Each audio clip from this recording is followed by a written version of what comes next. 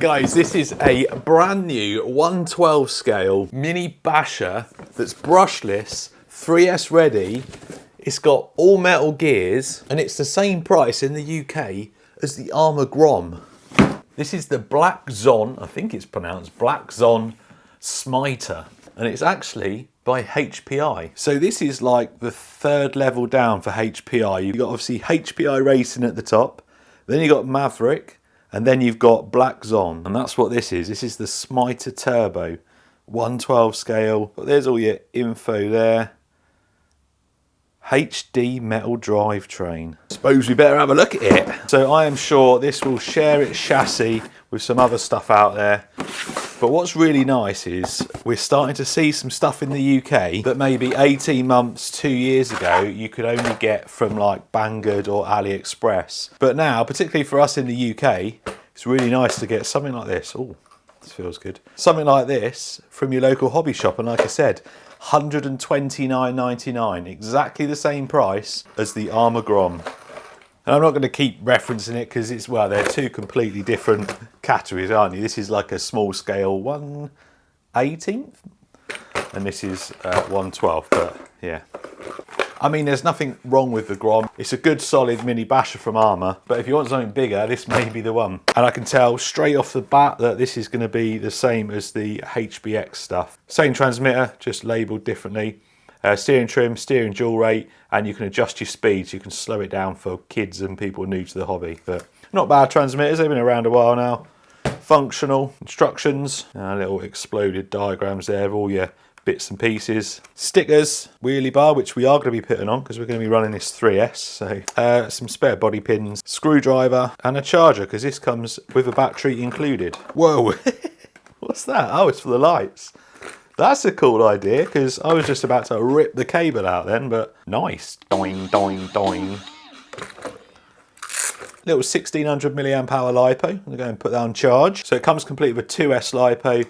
You'll have to supply your own, or there's probably going to be an optional 3S that you can buy. HPI sent me this 3-cell to try out. There's no markings on it, but this might be the optional one. There's the body. It's going to have a clear film over it. So we'll take that clear film off and get the stickers on, and then we'll have a look underneath. And this is definitely the same as the HBX stuff, which is really good. Anyway, what we got then? It looks like we got a big brushless motor under there. But something this size, that's a big old motor. I don't know what size it is, I'll have to have a look. You got a 2-in-1 ESC and receiver there, 3-wire servo, not standard size, but it's bigger than like the usual micro servos. Shaft driven 4-wheel drive, little capacitor there as well. Like I've said, it will run 3S. Pretty basic chassis design. Some nice bits of foam to stop your body from rattling around. Hear the metal gears there. Suspension feels good. It's quite soft, but feels good. So you got CVDs up front, drive shafts in the rear, double wishbone suspension, all non-adjustable. The shocks have got adjustable collars on them as well, which is nice. Oh, my light's fallen out. You've got some LEDs in the front bumper there. Doesn't look like there's any at the rear. That's your chassis underneath.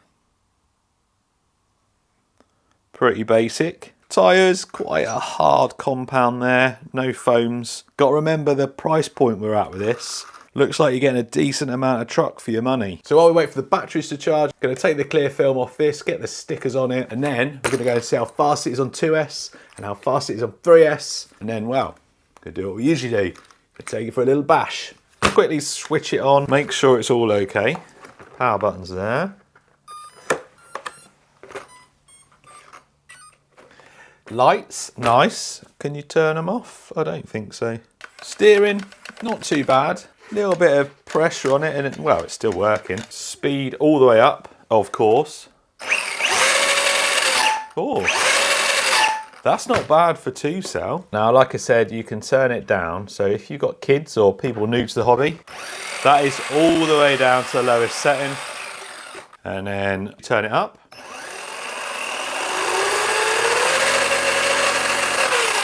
Anyway, let's not waste that battery. It's going to see how fast it is on 2 and then 3S. What do we reckon then? Oh, it seems pretty fruity. I reckon this is obviously stock battery. It's got to be over 25. Let's have a look. Throttle feels nice and smooth. No delay there. It does feel nice and smooth. Yeah, 26.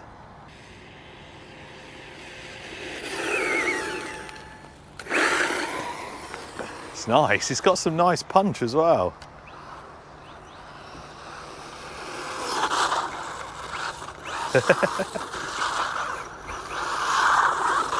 What did I say? 26, I think, didn't I? Oh, 28. Nice. Let's put this big boy in. Suit you, suit you. Right. Coming in hot. Wow. Oh my word, that's fast. That is mid to high 30s, I reckon. That is fast. Uh-oh, it's gonna hit me. No, no. Wow, brake check. What I say, mid to high 30s. Wow, bang on 40 mile an hour. That is decent. 40 mile an hour is way more than you need in something this small. No, it's not. I can hear you all saying, no, it's not. I reckon 3S is backflip territory over this. Let's see if I can land one. There we go. Right, anyway, let's stick the 2-cell back in and go and have a play, take it on a few jumps, and then as long as it survives, we'll throw 3S in. Right then, let's give it a little rip over here first. So a bit bigger, a bit longer wheelbase than the little minis usually, so it should handle a little bit better. And it does, yeah. Oh, well, it does-ish. Oh, my light's come out again. Have I lost my light again? Yep. I think on the last one of these I had like this. I stuck a little bit of glue. Just a little bit of hot glue on there to stop that LED coming out. So it does handle a little bit better than the smaller ones, like the really small ones. You still have to be a little bit careful with the throttle and the steering, but as you can see, it's going all right. This is a nice speed on 2-cell. Really nice speed on 2-cell. Whoa. Oh, nice. Whoa. Oh, come on. See how it is on the grass. This is long, wet grass as well. It's piling through there, no problem.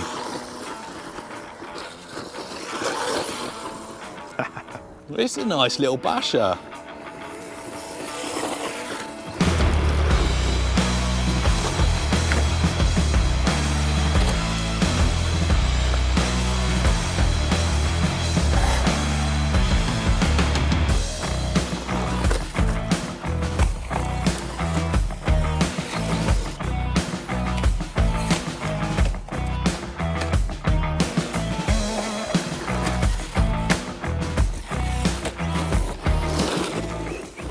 So I've thrown a 3S in, but I seriously don't think you need it after doing that off-road bash just a minute ago.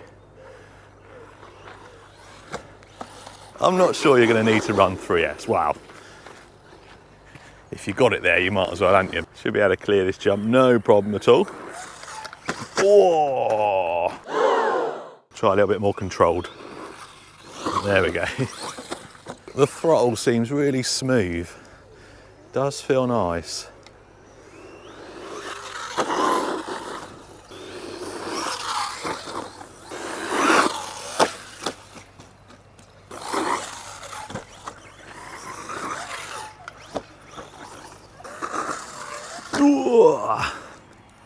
Oh, where's my LED gone? Have I chopped it off or just lost it? I found it, but I did lose a body pin.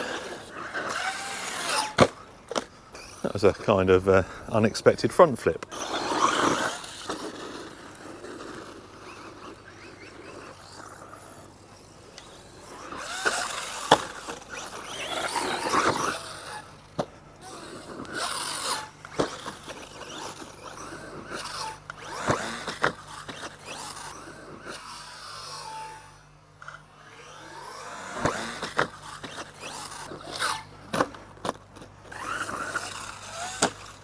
Keeps going off and coming back on again. Wonder if it's hitting thermal. Who knows?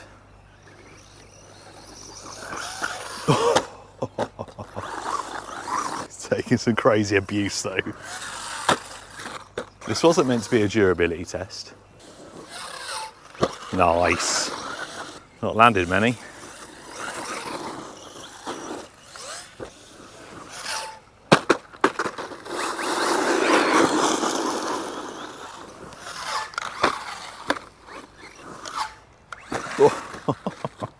What's going on here? Oh, I've lost another body pin. I replaced one of them. Damage report.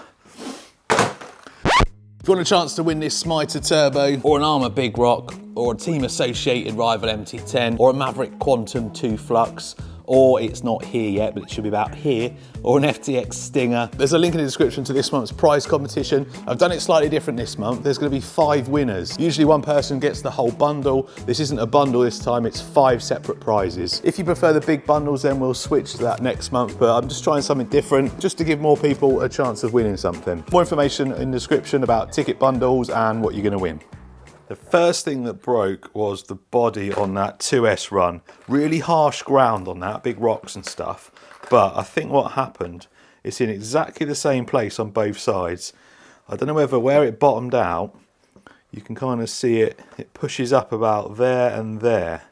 Now I don't know if it was just an unlucky hit because it had loads more crashes and there's not really a single mark on it. Bodies that break like that, usually, well, split everywhere. Whereas there's no other issue, so I don't know. But anyway, body, the top light stopped working. Somehow the cables pulled out from the top. I don't know how, but, and yeah, we also lost one of them lights. I mean, these keep popping out anyway, but it probably fell out and got tangled up and chopped it off. I think we might have a slightly bendy wheel there. The rest look all right, it's just that one. Hitting the grass at an angle like that can actually be more damaging in the skate park, because when you hit the skate park at an angle like that or like that, it sometimes has a little bit of slip. Whereas when you do it on grass, as soon as it digs in, it comes to a complete stop. So I'd say quite often hitting grass with a dodgy landing is worse than hitting concrete. I think that's everything. Nothing at all is broken on the chassis, none of the plastics. And as you saw, it did have quite a few dodgy landings and hit a few rocks. Gears sound fine and it didn't sound dodgy at all during the run. So I don't think that drivetrain's going to give you any issues. Oh, it wasn't the wheel that was bent, it's the axle's bent. Look. You'd probably take that out and potentially straighten it if you warm it up. In fact, let's give it a go. Yep, that's definitely bent.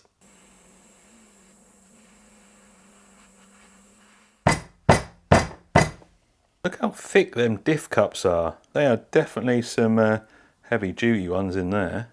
I would call that a success.